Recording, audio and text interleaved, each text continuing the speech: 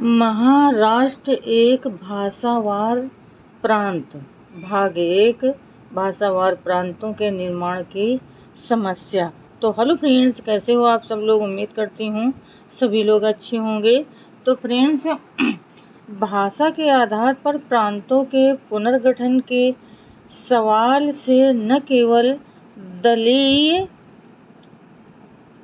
पूर्वाग्रहों और दलीय हितों से उत्पन्न अनेक प्रकार के वाद विवाद उभर कर सामने आए हैं, वरना भाषावार प्रांतों के गठन की उपयोगिता के बारे में भी मतभेद दिखाई देता है।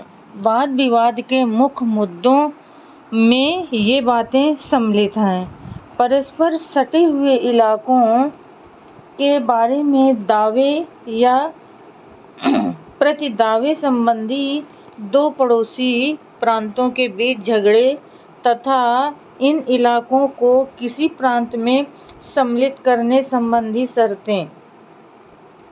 जहाँ तक ये दोनों मुद्दे महाराष्ट्र प्रांत के पुनर्गठन से संबंधित हैं, मैं इन पर अपने विचार आगे चलकर व्यक्त करूँगा। पहले मैं भाषावार प्रांतों के पुनर्गठन के प्रस्ताव के गुण दोषों को लेता हूँ। भाषावार प्रांतों के पुनर्गठन की मांग का प्रयोजन। तो नंबर 2 भाषावार प्रांतों के पुनर्गठन की मांग का प्रयोजन क्या है। जो लोग भाषावार प्रांतों के निर्माण के समर्थक हैं, उनकी मान्यताओं का सार ये है कि प्रांतों की भाषाएं और संस्कृतियां अलग अलग होती हैं, इसलिए उन्हें इस बात की खुली छूट होनी चाहिए कि वे अपनी अपनी भाषाओं और संस्कृतियों का विकास कर सकें। दूसरे शब्दों में, प्रत्येक प्रांत में विशिष्ट राष्ट्रीयता के सभी तत्व विद्यमान होते हैं और उन प्रांतों को इस बात की पूरी स्वतंत्रता दी जानी चाहिए जिससे वे अपने अपने राष्ट्रत्व का पूर्णतः विकास कर सकें।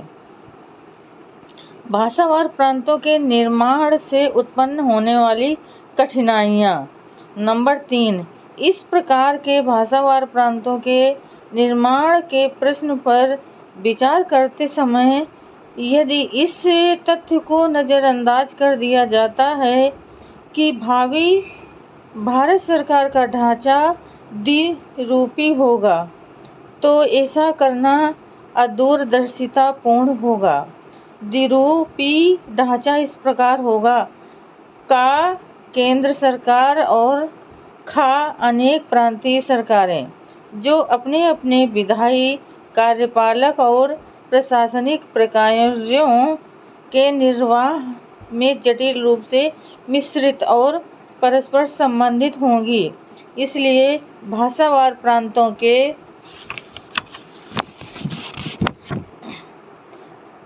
निर्माण के विचार से सहमत होने के पहले हमें इस बात पर विचार कर लेना चाहिए कि केंद्र सरकार के कार्यकलाप पर भाषावार प्रांतों का क्या प्रभाव पड़ेगा। नंबर 4, जिन अनेक प्रभावों की पूर्व कल्पना की जा सकती है, उनमें से कुछ स्पष्ट प्रभाव ये होंगे: का भाषावार प्रांतों के निर्माण के परिणाम स्वरूप उतने ही राष्ट्र बन जाएंगे जितने ऐसे वर्ग होंगे जिन्हें अपनी प्रजाति, भाषा और साहित्य पर गर्व होगा। केंद्रीय सभा राष्ट्रकुल जैसी बन जाएंगी और केंद्रीय कार्यपालिका ऐसा समागम मात्र हो जाएगा जिसमें अनेक अलग अलग संगठित राष्ट्र होंगे और जिनमें अपनी अलग संस्कृति एवं फलतः अपने अलग हितों के लिए सजग चेतना कूट कूट कर भरी होगी। उनमें राष्ट्रनीतिक अवमानना अर्थात बहुमत के निर्णय की अवज्ञा अथवा बहिर्गमन कर जाने की प्रवृत्ति जैसी भावनाएं भी उभर सकती हैं। इस प्रकार की भावनाओं के उभार की बिल्कुल अनदेखी नहीं की जा सकती है। यदि ऐसी भावनाएं जाग खड़ी हुई तो फिर केंद्र सरकार का काम कर सकना असंभव हो जाएगा। भाषावार प्रांतों का निर्माण केंद्र सरकार और प्रांतीय सरकारों के बीच आवश्यक प्रशासनिक संबंधों के निर्वाह के लिए घातक सिद्ध होगा। मान लें यदि हर प्रांत अपनी अपनी भाषा को राजभाषा बना ले तो केंद्र सरकार को उनसे उतनी ही भाषाओं में पत्र व्यवहार करना पड़ेगा जितनी भाषावार प्रांतों की संख्या होगी।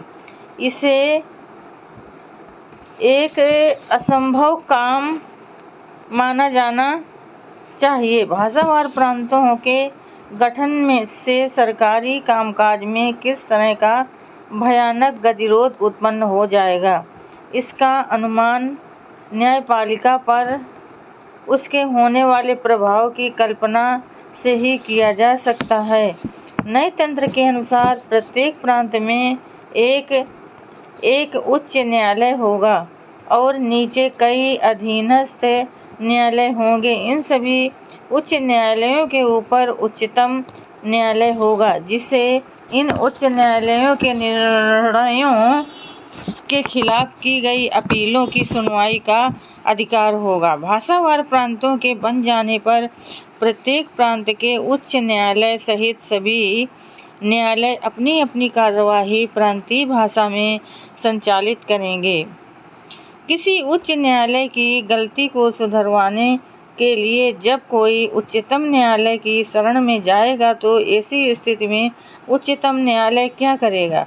उच्चतम न्यायालय पर तो ताले डाल देने पड़ेंगे, क्योंकि उसे अर्थात उच्चतम न्यायालय के प्रत्येक न्यायाधीश को अपना कार्य सुचारू रूप से करना है, तो फिर उसे हर प्रांत की भाषा आनी चाहिए। ऐसा होना या इसके लिए व्यवस्था करना असंभव ही होगा। इस समय मैं केवल न्यायाधीशों की बात ही कर रहा हूँ, न कि वकीलों या अधिवक्ताओं की। ठंडा दिल और दिमाग रखते हुए कोई ऐसी स्थिति की कल्पना नहीं कर सकता। ऐसी स्थिति से तो भारत टुकड़े टुकड़े हो जाएगा। ऐसी स्थिति में भारत एकजुट नहीं रह सकेगा, वो तो यूरोप बन जाएगा। उसमें चारों ओर अराजकता और अव्यवस्था का बोलबाला हो जाएगा। तो फ्रेंड्स, आज के लिए बस इतना ही। कल फिर मिलेंगे अगले नए वीडियो के साथ। तब तक के लिए फ्रेंड्स, जय भीम, नमो बुद्धाय।